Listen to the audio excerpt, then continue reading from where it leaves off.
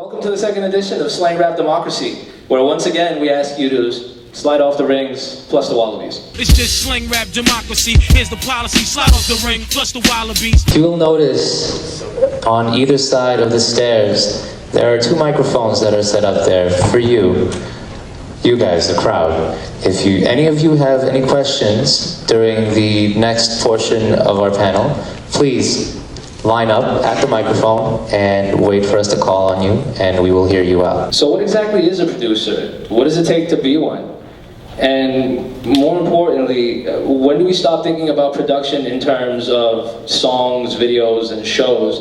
And when do we start talking about creating our own cultural content? I racked my brain and took a long, hard look at Montreal's hip-hop community and assembled 10 of Montreal's finest to come and help elucidate this for you guys. These are our hometown heroes who not only tell their story, but ultimately tell our story. Well, you see, what's unfortunate about Montreal is that the powers that be are kind of really behind times. They're really stagnant. They don't understand hip-hop music. They don't realize that hip-hop is the music of today. And they really, most of the time, they say, well, that's niche. It only appeals to a small demographic. When you open up a Billboard magazine, you're going to see all hip-hop artists on the top. Hip-hop kids are the biggest consumers. They got to have the newest iPhones. They got to have the new J's. They say there's no money to be made in advertising by doing an all hip-hop station because they still see it as niche. It's urban, it's street. They're ignoring the fact that it is mainstream and the most popular genre now. It's bar none the most popular genre. Recently, your own program, Street Sounds, you used to be the primetime slot from 6-11. You used to have free reign to play whatever you wanted, and they forced you to change your format recently. From what I understand, is that now it's 6 decades deep? Yeah, it's gone back to the 60s. Like, so, instead of going forward, we've gone backwards, and you know, baby boomers are the ones in control, and they don't want to accept the music that's of today and how things have evolved, and they're stuck in the 70s and the 80s and what they're comfortable with. So unfortunately, they felt, once again, the words that was brought to me was like, well, you know, hip-hop is niche, it's cool, we know you got fans. They basically wanted to say you have black people listen to hip-hop. It's basically how they That's the elephant in the room. At the end of the day, that's what it came down to. They're like, well, yeah, we know people in MDG and the West End of Montreal listen to your show, but we want to appeal to a broader audience. So they went after an audience of 50-year-olds. And for those in the crowd who aren't familiar with what RB Montreal is, kind of give them a brief rundown of what that entails exactly. Well, that's a long answer, I guess.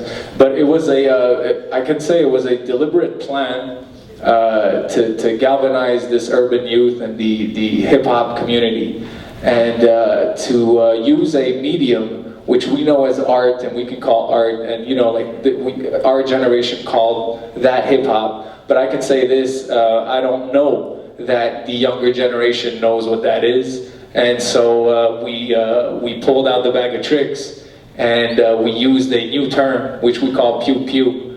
And that was to reinforce our power as, you know, like with the Montreal beat scene. Knowing, personally, having been in it for a while, I knew the talent that was in there.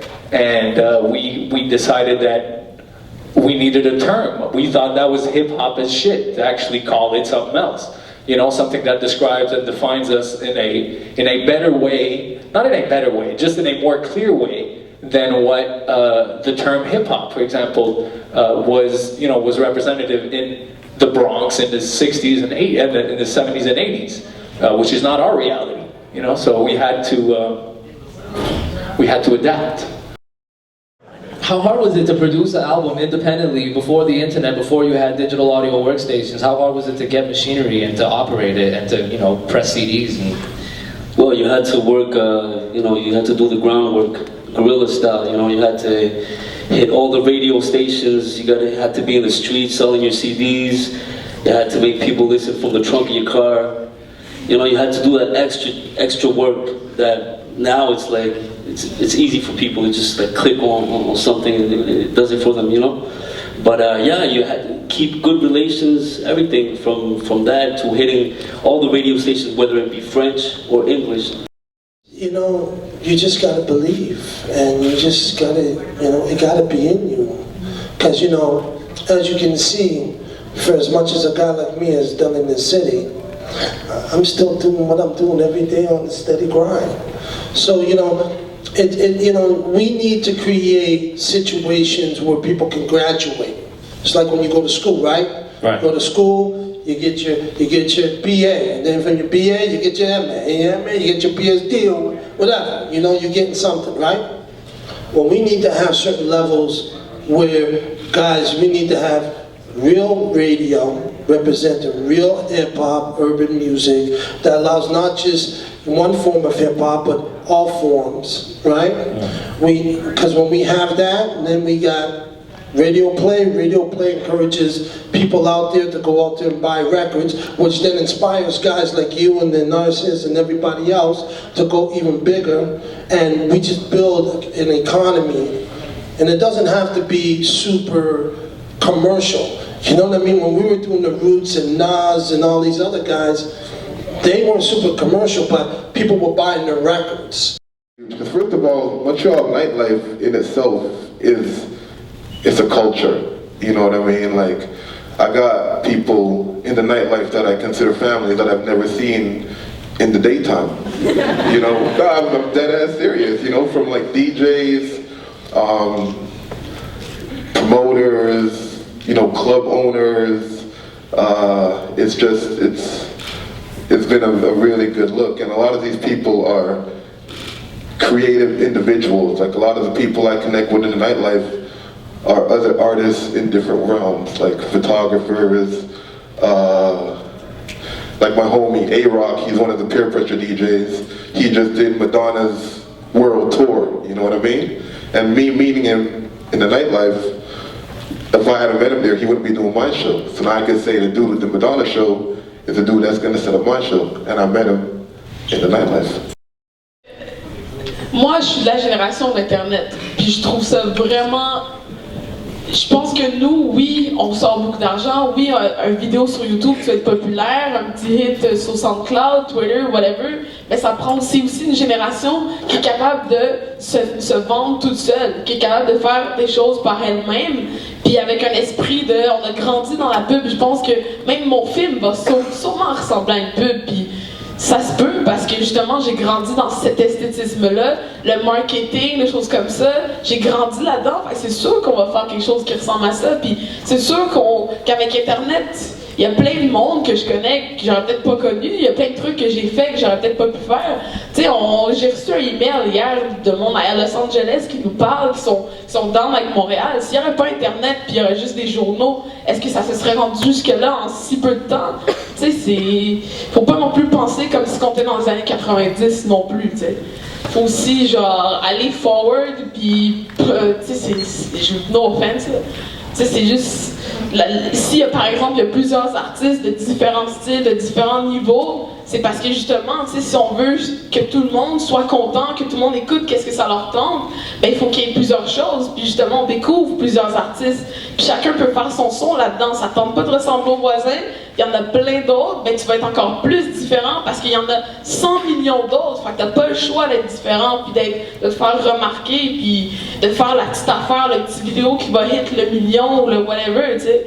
C'est notre génération, puis je pense qu'on a un outil, on peut faire nos trucs tout seul, pourquoi pas l'utiliser à son plein potentiel, puis on est sur le DIY ben raide, c'est tout.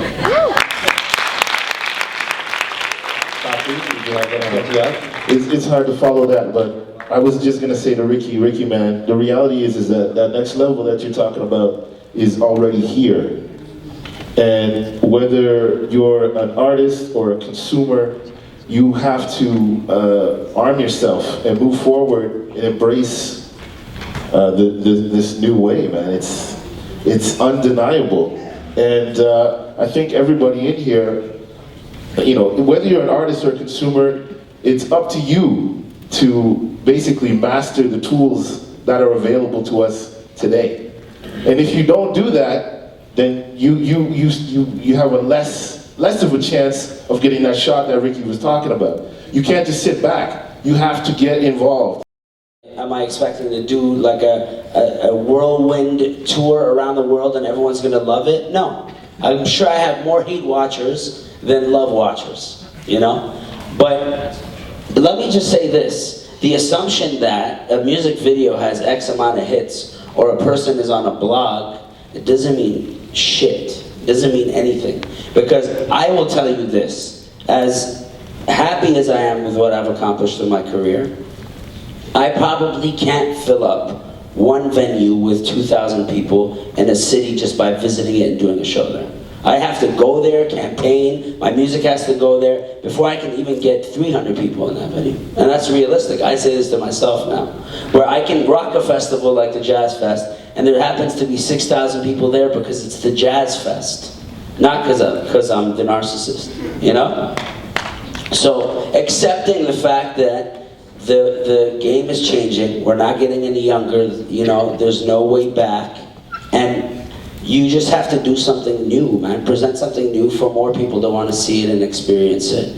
And find that core, define what success is to you, and go for that. Because if you, I'm not saying a low ball, but if you medium ball the thing, and you get there, then you have something to go to next. You know, take it step by step. Don't think, I want to rock arenas. Let me rock 300 people. Let me rock 1,000 people. Let me rock 2,000 people. Boom, boom, boom, boom.